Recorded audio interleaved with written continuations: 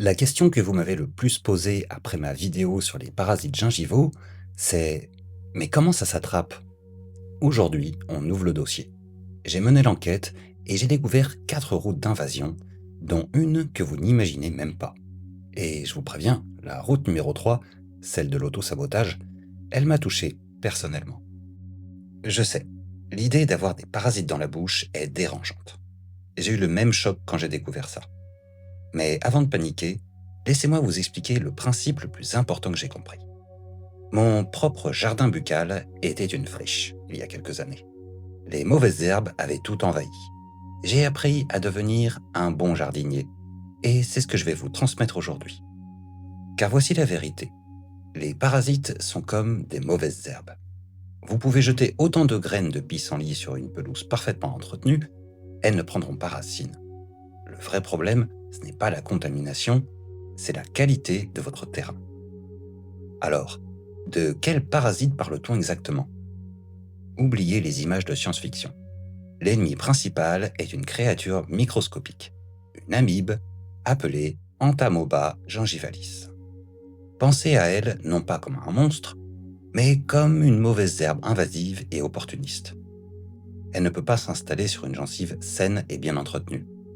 Mais si votre jardin est un peu négligé, si la gencive est inflammée, elle trouve une terre d'accueil parfaite pour proliférer. Maintenant qu'on sait qui est l'ennemi, voyons comment il arrive jusqu'à nous. Première découverte de mon enquête, ces parasites adorent nos moments de tendresse. On s'embrasse, on goûte avec la même cuillère que notre enfant pour vérifier si c'est trop chaud, on termine le verre de son conjoint. La vie, c'est le partage. Mais ces amibes, elles raffolent de ces échanges. La salive, c'est leur autobus personnel. D'une bouche à l'autre, elles voyagent en première classe. Alors, qu'est-ce qu'on fait? On arrête de s'embrasser? On mange chacun dans son coin? Bien sûr que non.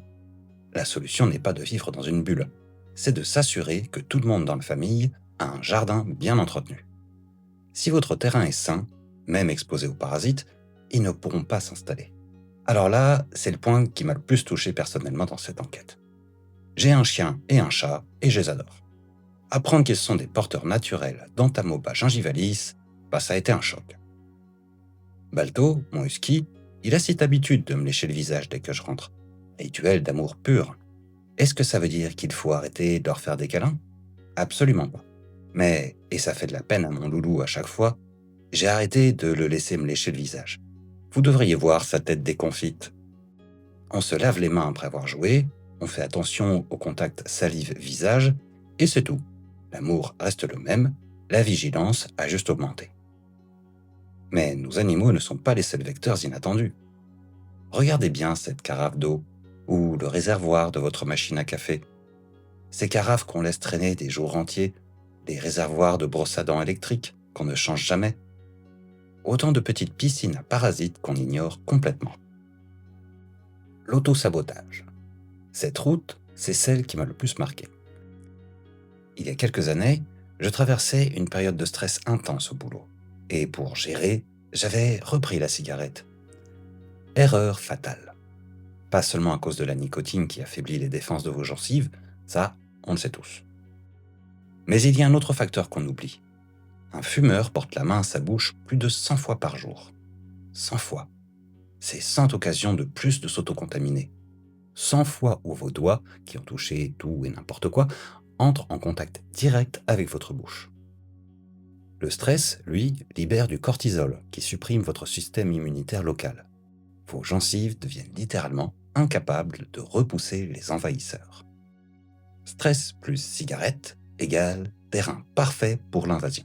C'est exactement ce qui m'est arrivé. Le cocktail explosif que ces parasites attendaient.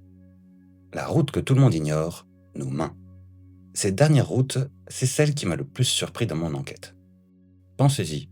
Vous touchez la poignée du métro, puis votre téléphone, puis un croissant au bureau ou un café, puis machinalement, vous portez votre doigt à votre bouche. C'est une autoroute à microbes que vous créez toute la journée. 2617 fois. C'est le nombre de fois où vous touchez votre téléphone par jour selon une étude récente. Et combien de fois vous lavez-vous les mains? 5 fois? 10 fois maximum?